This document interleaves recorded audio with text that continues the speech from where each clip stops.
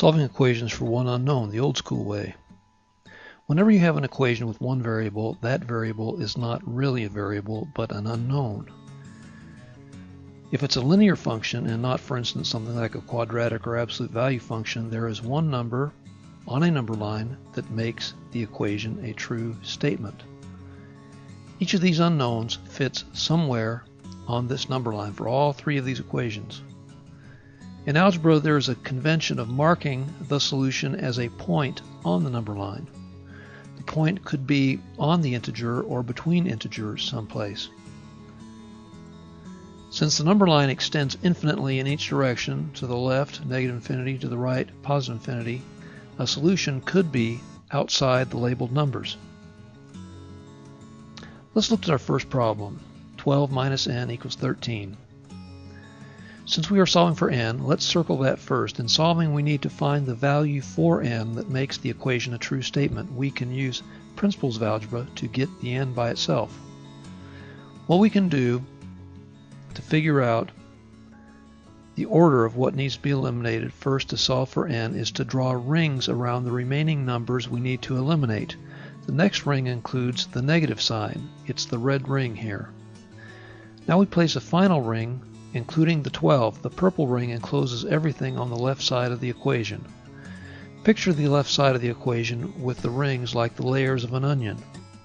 Onions, like the expression on the left side of the equation, have layers, and we can get to the center of the onion by peeling one layer at a time. Let's peel the outside layer on the left with the 12 inside of it. What do we do to peel off this layer? We peel the layer by subtracting 12 from both sides of the equation. We subtract 12 from the left side of the equation, and since we subtract 12 from the left side of the equation, we need to subtract 12 from the right side to follow the golden rule of algebra. The 12 minus 12 on the left side cancel out. The layer with the 12 disappears, and on the right side, 13 minus 12 equals 1.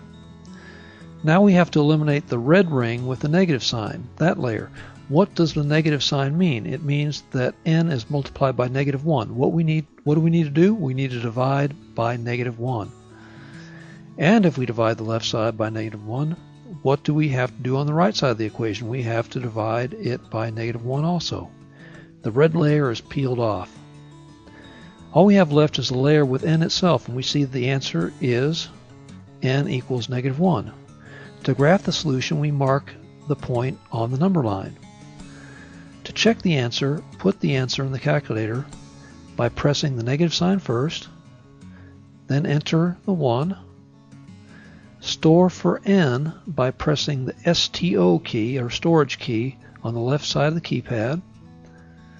Then enter n by pressing the alpha key first, and then press the log key on the left side. It has the green n above it, and then press enter. So now we've stored negative 1 for n. We check the solution by entering the left side of the equation, and here we've entered 12 minus n. Press enter, and since 13 equals 13, we have proven that negative 1 is the correct value for n. Check. Let's look at another problem. 3y plus 6 equals negative 3. Stop the video and see if you can solve this problem, then restart to see if you got it right.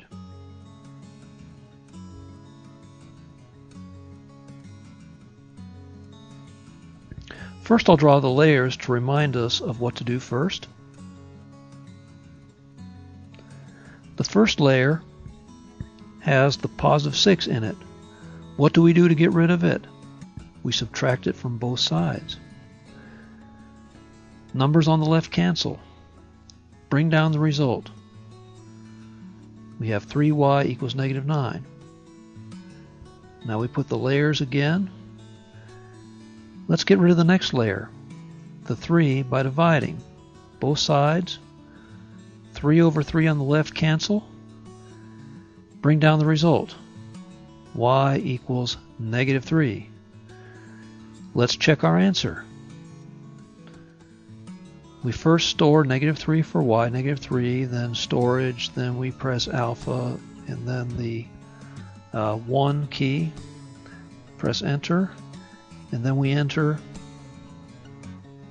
the left side of the equation, 3y plus 6, and we see that equals -3. Check. Now let's summarize. First, we need to establish the layers of what order of operations needs to be done to solve for the unknown. Secondly, we need to solve for the unknown. And finally, step 3, we need to check our answer.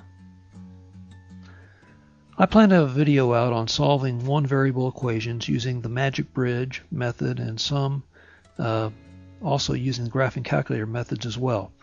Thanks for viewing.